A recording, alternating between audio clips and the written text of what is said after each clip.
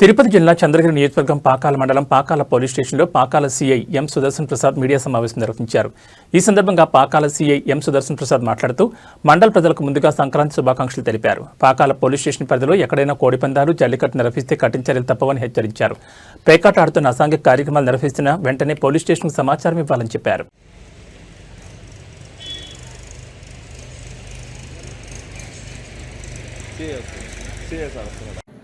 ఈ సంక్రాంతి రాబోయే సంక్రాంతి పండుగ సందర్భంగా మీకు కూలీలు మా తరఫున వినియోగించుకునేదైతే మీరు సంక్రాంతి పండుగ ప్రశాంతంగా జరుపుకోండి.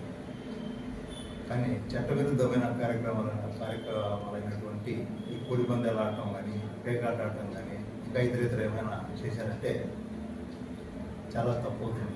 చట్ట పరిధిలో మేము యాక్షన్ తీసుకోవాల్సి వస్తుంది. ఎంతటి వారినైనా ఉపేక్షించేందుకు ఏమీ కాబట్టి దయచేసి మాకు సహకరించాలని కోరుకుంటున్నాం. ఈ కోడి పందాల సమాచారం, ఆడుతున్నారని సమాచారం కానీ, పేకాట సమాచారం కానీ, ఆడుతున్నట్లు ఎవరికైనా తెలిసినా కానీ వెంటనే మాకు సమాచారం అందిస్తే ఆ సమాచారం ఇచ్చిన వారి యొక్క వివరాలు రహస్యంగా ఉంచి మేము చర్యలు తీసుకుంటాం.